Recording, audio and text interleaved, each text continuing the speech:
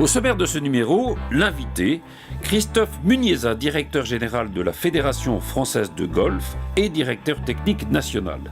À quelques mois de la Ryder Cup, comment se porte le golf en France et quelles sont les chances de voir un joueur français intégrer l'équipe européenne? Réponse avec cet ancien joueur du circuit qui est sans doute l'un des meilleurs connaisseurs du golf en France et dans le monde. Le parcours du mois, dépaysement pour ce numéro puisque nous vous proposons un voyage en Catalogne à la découverte du PGA Catalunya Resort en compagnie de sa directrice Monica Martinez. Le handi-golf se développe de plus en plus en France car heureusement, les structures et même l'enseignement s'adaptent à ceux qui ont connu des accidents de la vie. Gros plan sur ce handi-golf avec Denis Eric, délégué handi-golf Île-de-France. Évasion pour finir avec la magnifique exposition de photos Swing in Paris, réalisée à l'occasion de la Ryder Cup par l'éditeur du magazine Fairways, Antoine Davot.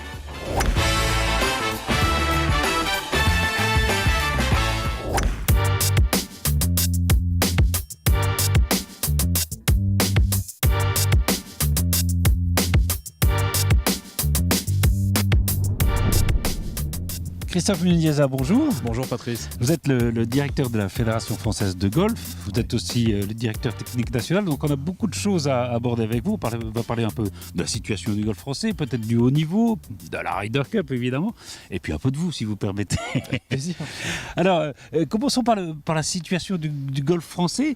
Est-ce que vous sentez déjà un effet Ryder Cup ou est-ce encore un petit peu tôt, est-ce que ça va se produire plus on arrive vers la compétition et peut-être après d'ailleurs? Alors il y a déjà un petit peu d'effervescence évidemment autour de l'accueil de la compétition, un peu de curiosité aussi puisque c'est la première fois que cet événement sera accueilli en France, donc du côté des médias, du côté des partenaires publics ou des partenaires privés, oui il y a indéniablement un coup de projecteur sur l'activité.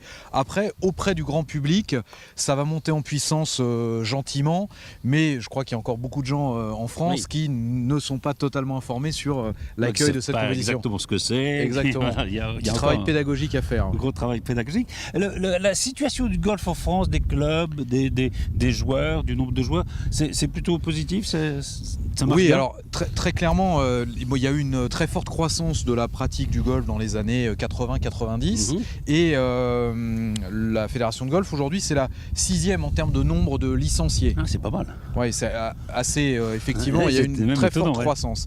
Après, c'est vrai qu'au cours des 5-6 dernières années, on a plutôt assisté à une stagnation. En France, à l'échelle mondiale, il y a des fédérations qui étaient très très développées comme la fédération américaine ou les fédérations britanniques qui ont connu un léger recul, principalement pour des raisons économiques sur l'organisation des clubs eux-mêmes. Nous, on a stagné et on commence à avoir là un petit frétillement, voilà, et ça repart du bon pied. C'est vrai que ça prend du temps, c'est vrai que... Oui, ce que vous évoquez, ce sont les freins principaux au développement de la pratique. Le temps, le coût, même si ça c'est beaucoup plus modique que ça n'était le cas dans les années 80. Aujourd'hui, c'est beaucoup plus abordable de jouer au golf, ce qui est un facteur de développement. Donc le temps, le coût, et puis aussi d'une manière un petit peu plus générale, l'image. C'est-à-dire que c'est le sport individuel le plus pratiqué au monde, mais en France, on a du mal à s'en rendre compte encore. On reste parfois sur des images relativement datées.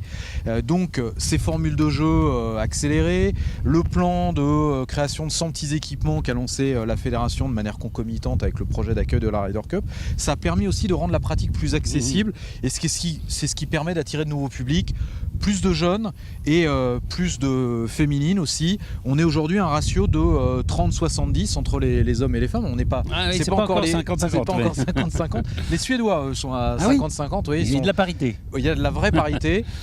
Mais chez les Britanniques, par exemple, ou les Américains, on est plutôt à 85-15. Oui. Donc il y a eu longtemps même en Angleterre des clubs interdits aux femmes. Ça existait il n'y a pas aussi longtemps encore. Donc ils ont pris du retard. Donc nous, on est plutôt pas mal placés sur ces facteurs-là. Mais indéniablement, il y a encore des efforts à faire. Les efforts aussi, d'après une statistique que j'avais vue, c'est aussi les jeunes, par exemple pères de famille, les gens qui commencent à la fois dans le travail, leur carrière professionnelle, et puis avoir une famille, qui ont un peu moins de temps aussi. Oui, on retombe sur cette problématique de temps, et dans les actions de promotion, bien sûr, dans les actions de promotion de la Fédé, on met justement surtout en avant cette dimension qui est assez unique par rapport à la pratique de notre sport, c'est la dimension familiale. Rares sont les sports sur lesquels vous pouvez jouer le grand-père, le petit-fils, donc c'est vraiment intergénérationnel, mixte. Donc on met vraiment l'accent sur cette dimension familiale pour séduire les parents autant que les enfants. Alors, évidemment, il y a la Ryder Cup. Alors, devant tous, est-ce qu'il y aura un Français dans les sélectionnés de la Ryder Cup ? Oui, alors c'est évidemment une question, un sujet auquel on est très attaché. La perspective de l'accueil de la Ryder Cup, ça a eu un effet ultra positif sur la motivation des joueurs français. Oui. Donc sur la filière sportive en elle-même, ça a vraiment eu un effet d'accélérateur. Ça c'est très positif. Après, pour ce qui est du mode de sélection sur la compétition, c'est un système avec un calcul de points, et le capitaine Thomas Bjørn, qui est danois, il va évidemment s'appuyer de manière prépondérante sur le système de points. C'est ça, donc le premier classé, le premier européen. Exactement. En gros, mais il a la possibilité aussi de sélectionner des joueurs qu'on appelle des wildcards, comme des invitations. Et les bons résultats, notamment d'Alexander Levy, le fait que, comme par hasard, sur certains tournois du European Tour, ils ont été associés ensemble dans la même partie. Ah oui, ils se connaissent bien. Oui, ils se connaissent bien. Et puis on sait que le capitaine Thomas Bjørn apprécie beaucoup Alexander. Donc c'est un effet positif supplémentaire qui peut nous laisser penser, sans se perdre en conjecture, que si Alex Levy était juste aux portes de la sélection, il y aurait un petit supplément d'âme, vraisemblablement. Pour autant, il ne faut pas se leurrer, c'est une compétition sportive de très haut niveau, et le capitaine, qui a comme les joueurs envie de gagner, ne fera pas de cadeau à un joueur plus qu'à un autre, quand bien même serait-il français. Donc c'est vraiment surtout sur le fil d'une défaite, l'Europe. Exactement, une défaite aux États-Unis, donc là il faut relever le gant. Le sport, d'une certaine manière, c'est une science exacte, c'est-à-dire que c'est celui qui fait les meilleurs résultats, qui a le meilleur classement et qui a une chance de se sélectionner. Donc à l'instant T, très clairement, Alexander est devant. Maintenant, il y a des joueurs français qui sont très performants en ce moment. Michael Lorenzo Vera, ou encore Julien Guerrier. Julien Guerrier, pareil, qui est dans le coup. Donc, il y a deux bons résultats chez les joueurs français, mais celui qui a très objectivement le plus de chances de se sélectionner, c'est Alexander Levy. Alors, parlons un petit peu de vous. D'abord, de votre fonction. Qu'est-ce que c'est le directeur de fédération ? Alors, c'est quoi ce boulot ? C'est quoi ce boulot ? C'est avant tout un travail de manager, parce que vous travaillez avec un comité directeur et vous gérez des équipes de salariés. Et puis après, vous avez un métier spécifique qui est lié à la mission régalienne d'une fédération, qui a un lien de tutelle avec l'État, avec le ministère des Sports, et qui touche à 3 domaines: la formation des différents publics, le développement de la pratique, bien sûr, et l'accompagnement des sportifs de haut niveau, l'encadrement des équipes de France. Donc c'est un job assez prenant et assez passionnant. Oui, assez passionnant. Christophe Muniesa, vous avez été vous-même pro sur le circuit. C'est des bons souvenirs ? Oui, des bons souvenirs. Et puis le sentiment d'avoir tenté une aventure qui s'arrêtait, en ce qui me concerne, après 5 ans de professionnalisme, faute de résultats au plus haut niveau comme je l'espérais. Mais oui, une aventure, une expérience formidable. Le golf est entré comment dans votre vie assez tôt, je suppose ? Alors relativement tôt, mais de manière tout à fait fortuite, parce que rien ne me prédestinait. C'est pas une famille, non ? Non, alors mon père, on s'est mis au golf en même temps avec mon père. Mon père faisait plutôt du motocross, lui, dans la forêt du côté de Pisco, d'Aumont, et on passait proche de ce golf. Il a eu envie d'aller y faire un tour, il m'y a emmené, et ça a été un peu le coup de foudre avec cette activité. Et j'ai assez vite, en revanche, décidé de m'y consacrer quasiment à plein temps, évidemment à côté de mes études. Parce que vous étiez doué, quoi. Donc, doué, je sais pas, mais en tout cas, j'aimais ça. J'essaie de le pratiquer toujours de manière aussi amicale et occasionnelle que parfois compétitive pour garder quand même le petit frisson. Ouais, j'ai regardé quelques résultats, c'est encore très très bon. Hein. Vous êtes encore dans le pas ou sous le pas. Hein, donc, oui, ça m'arrive de temps en temps. En tout cas, non, c'est quand même formidable. Je ne sais pas si vous êtes superstitieux, mais si vous deviez croiser les doigts pour quelque chose là, dans les mois qui viennent, ça serait pourquoi? Non, mais indéniablement, la sélection d'un Français en Ryder Cup, c'est ce qui nous fait vibrer et ce qui parfois nous obsède même un peu. Donc on est là à quelques mois de l'événement et c'est vraiment ce qu'on appelle de nos voeux de manière la plus chère. Donc on va crier allez Alexander. Allez Alexander, exactement. Merci beaucoup Christophe. Merci à vous Patrice.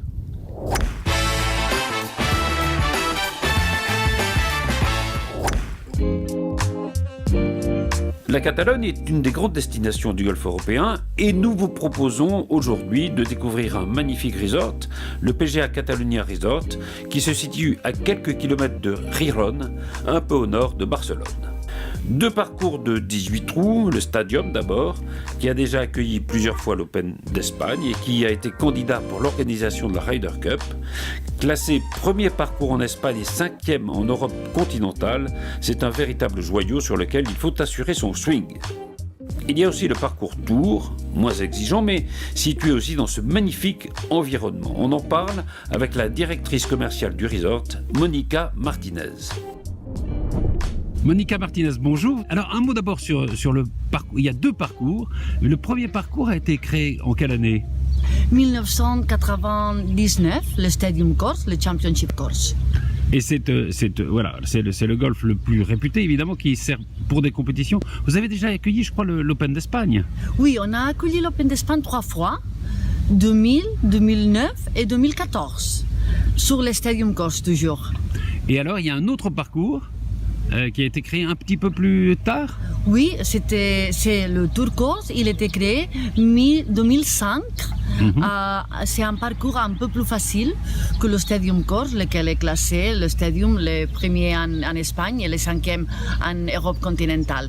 Mais le Tour Course est aussi un parcours très joli, très amusé pour les amateurs golfeurs. Parmi les gens qui viennent jouer ici, évidemment, il y a des Catalans, parce que la Catalogne est un grand pays de golf, mais il y a aussi des gens qui viennent de l'Europe entière. Oui, il y a des Catalans, surtout Barcelone et sur la province de Gijón, mais on a beaucoup des Européens, Royaume-Uni, la France, l'Allemagne, la Scandinavie, l'Hollande, la Belgique, et parfois on a aussi des Américains. Je disais, la Catalogne, c'est un grand pays de golf, il y a beaucoup de golf dans cette région.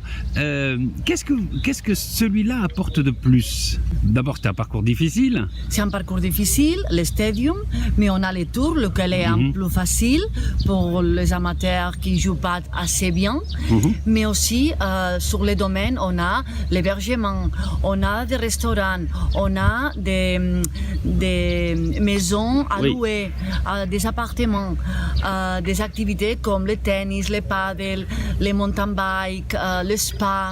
Donc on offre beaucoup d'activités sur les domaines. Quelle est la meilleure saison pour venir jouer en Catalogne? À mon avis, printemps et automne. Donc de mars à juin et septembre jusqu'à novembre. Oui, l'été c'est très chaud? L'été est très chaud ici, oui, tout à fait. Alors, vous savez que la France va accueillir la Ryder Cup, l'Espagne l'a déjà accueilli.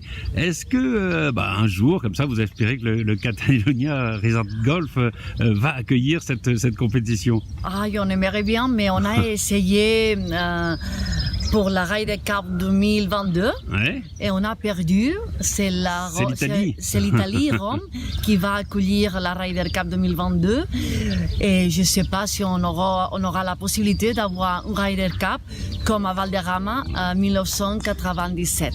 Mais on va voir. Mais enfin, c'est la preuve que quand on est candidat à ce genre de compétition, c'est un très grand golf, un très grand parcours. Merci infiniment, Monica Martinez. Je vous en prie, c'était très agréable.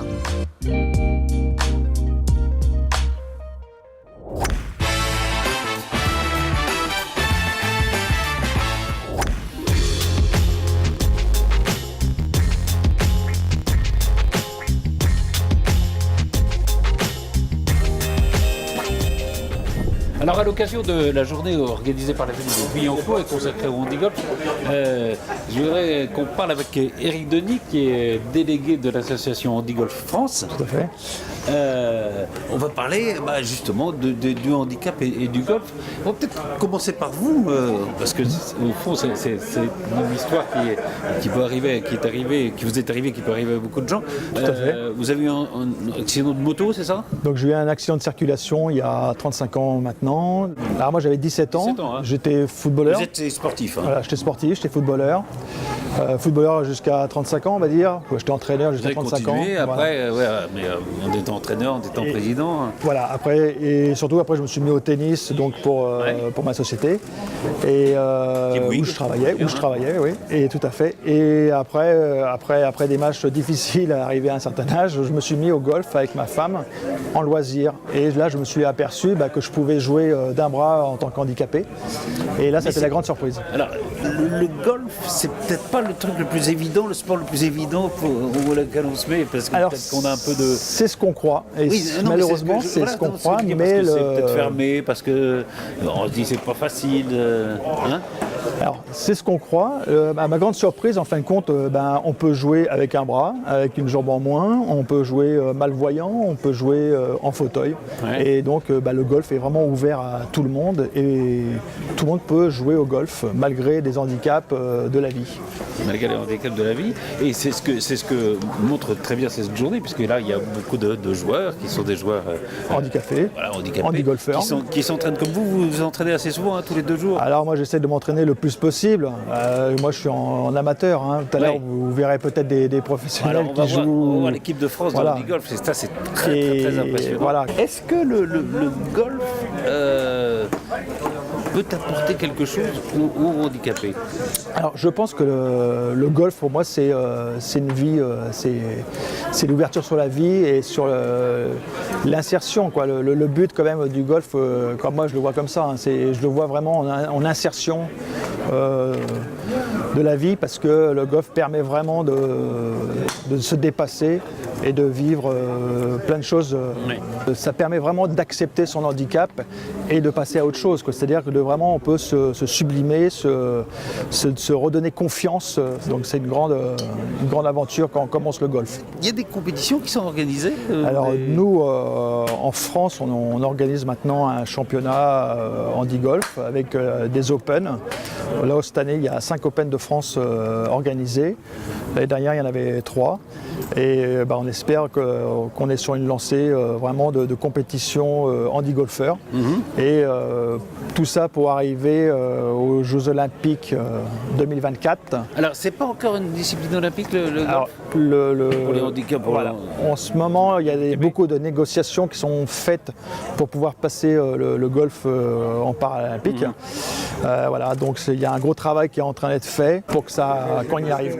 Éric Denis, un mot sur l'association handi-golf, c'est combien de membres? Donc nous sommes de 200 membres sur la France. Mm-hmm. Et voilà, c'est une association qui date de 1993. Nous avons une vingtaine d'écoles d'handi-golf pareil, sur le territoire. Oui, il y a même des enseignants qui sont formés spécialement pour le handi-golf. Tout à fait. Il y a une certification qui a été mise en place par la fédération pour que les professionnels puissent être adaptés aux handi-golfeurs. Alors, je voudrais qu'on parle d'une machine qui a été financée, je crois, par Bouygues, Paragolfeur. Tout à fait. Donc, cette machine, c'est un outil pour l'enseignement.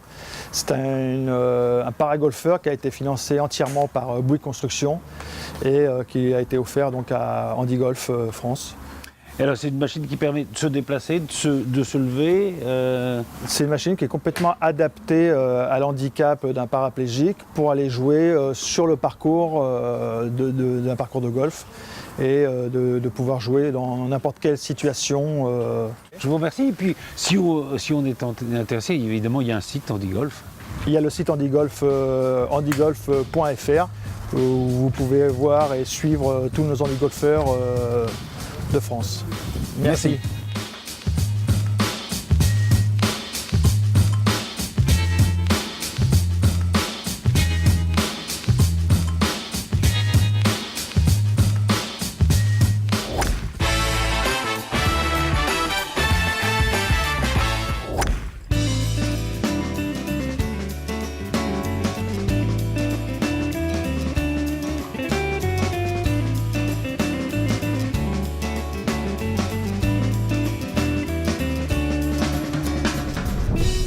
suis avec Antoine Davout, bonjour. Bonjour Patrice. Alors vous êtes l'éditeur d'un magazine que tous les golfeurs connaissent qui s'appelle Fairways. Exactement. Et vous êtes un formidable photographe. On va voir. Et vous faites une exposition qui s'appelle Swing in Paris. Alors vous avez imaginé, c'est évidemment en vue de la Ryder Cup. La Ryder Cup, c'est Paris. Vous avez imaginé que le golf pouvait aller dans Paris avec des photos absolument sublimes. Alors, on va en parler de quelques-unes de ces photos. Alors exactement, l'idée de base, c'était donc pour saluer la venue de la Ryder Cup à Paris, c'était de faire un petit parcours golfique urbain avec des jolies filles habillées par des grands couturiers français pour... Elles sont magnifiques. Unir l'élégance de la mode française, la beauté des monuments parisiens et l'élégance du golf. Alors sur la première photo... On commence par la place Vendôme. Exactement. Alors sur la place Vendôme, elle a un bijou tout à fait singulier, la jeune fille qui est dessus, puisque c'est la vraie Ryder Cup qu'on a eu avec beaucoup de mal. Ça c'est fort. Hein, derrière, il y a 4 bodyguards qui surveillent. Voilà. Donc là, c'est le début de la petite promenade parisienne, golfique et urbaine. On fait un petit peu le tour, comme ça on va se promener dans Paris avec vous. Allez. Alors là, encore, là, on est à la Concorde. Et voilà, donc pas très loin de la place Vendôme. Alors, avec là, une tenue encore d'un grand couturier, puisque c'est du Saint-Laurent vintage. D'accord. Voilà, donc l'idée, c'était vraiment de faire quelque chose un peu parisien, qui change un petit peu de tout ce qu'on pourra avoir pendant la Ryder Cup. Comment vous avez réussi à avoir des images aussi pure, aussi belle, quoi. Enfin, avec beaucoup de patience, parce qu'il faut attendre le moment propice. Ouais. Alors il faut savoir qu'à Paris, là par exemple, cette photo a été faite vers 17h, et pourtant il n'y a pas une voiture. Mais à Paris, à tous les endroits de Paris, même les plus embouteillés, il y a des espaces-temps, pendant 30 secondes, il n'y a personne. Il faut aller vite. Ah ben si on n'est pas là, c'est mort. Donc il faut attendre un petit moment, voilà. Et un long moment peut-être. Et des fois ça marche pas. Des fois ça marche pas. Il y a des jours où ça marche pas. Des fois, on continue un peu la promenade. Allez. Alors là, c'est dans le jardin Luxembourg, avec un modèle qui s'est très bien joué au golf. Elle a fait partie de l'équipe de France minime à l'époque. D'ailleurs, on voit que le geste est quand même parfait. Oui, le geste est très beau. Elle a cadayé Alexander Lévy, ce qui n'est pas rien. Donc voilà, c'est quelqu'un qui a tout pour elle. Elle sait bien jouer au golf. Elle s'appelle Justine Nicolas. Et elle est magnifique. Alors bon, voilà, il y a beaucoup. Vous avez fait évidemment ça dépend il y a des choses le jour, il y a des choses la nuit. Exactement. La Tour d'Argent, évidemment, monument. C'est un monument, c'est un restaurant hyper connu, mais c'est aussi un monument de Paris, quoi. Exactement. C'était parce que il y a des monuments, il y a l'architecture parisienne, mais il y a aussi tout ce que dégage la vie parisienne, à savoir la gastronomie. Et la Tour d'Argent en fait bien sûr partie. Il y a celle-là qui est sublime. Alors celle-là, on a eu une chance incroyable. Alors là, on n'avait pas de problème de circulation de voitures, mais on a eu un ciel... un ciel incroyable. Je ne l'ai jamais vu comme ça dans Paris et on a eu la chance de l'avoir. Là, on est quoi, à la tombée du jour? Oui, là, c'était 19h en automne, voilà. Et alors, pour la petite histoire, elle a voulu franchir la pièce d'eau et elle n'a pas réussi. Non, elle n'a pas réussi. Alors, évidemment, dans Swing in Paris, il y a un passage obligé, c'est la Tour Eiffel. Bien évidemment, Paris, c'est la Tour Eiffel. D'autant plus que certains disent que la Tour Eiffel, c'est un T inversé. Ah oui. Et oui, il y avait même eu des tirs en forme de Tour Eiffel qui avaient été faits. Alors là, grâce au vent, il y avait du vent ce jour-là, on a un peu lié deux symboles, à savoir la Tour Eiffel, et là il y a un petit côté Marilyn, la bouche de métro, qui fait voler cette jolie robe qui est signée Chanel d'ailleurs. Et puis le dernier clin d'œil, voilà, c'est le Vélodrome national de Saint-Quentin, parce que évidemment la Ryder Cup c'est Paris, mais ça aura lieu sur le territoire de Saint-Quentin au Exactement, donc il y a quand même un parcours de golf exceptionnel, qui est le seul qui va accueillir à la fois la Ryder Cup et les Jeux Olympiques, avant que c'est imbattable dans le monde entier. Ouais. Et là, il y a une petite photo que vous n'avez pas vue, qui a été faite. C'est le golf national. Exactement, qui a été faite sur le green du 18 du golf national, là où peut-être se jouera la Ryder Cup au mois de septembre. Ah, c'est génial. Bravo, bravo, c'est formidable. Ouais, c'est alors, je rappelle, il y a évidemment Fairways, qui est le magazine que vous éditez, qui paraît Alors, on a 8 numéros par an. 8 numéros par an. Plus des hors-séries, des guides, et voilà. Et plus des grands hors-séries. Voilà. Et alors, en fait, l'exposition est un peu le prolongement de Fairways, où on a une approche un peu lifestyle du golf. C'est-à-dire on pense c'est art de vivre, quoi. Exactement. C'est ça. Le golf, c'est pas que taper dans la balle, c'est bien d'autres choses. La mode, il y a beaucoup de choses. Le 19e trou, il y a plein de choses. Tout à fait intéressant dans ce magazine. Alors, ces photos, on peut les voir actuellement. Je pense qu'on peut aussi les acheter. Ah oui, il y a un site internet qui est swinginparis.art. D'accord. Voilà, ou sinon sur le site. Et sur le site de Fairways. Voilà. Là, l'expo est actuellement au Golf National. Elle va tourner ensuite. Alors, au mois de septembre, elle sera au Bouddha Bar à Paris, le restaurant, et après, elle va bouger, mais je ne peux pas tout vous dire pour l'instant. Non, bon, on le saura, on regardera sur le site de Fairways, puis nous, on le mettra sur notre site aussi. Voilà. Merci infiniment, Antoine Davo. Merci beaucoup, Patrice. Et bravo. Merci.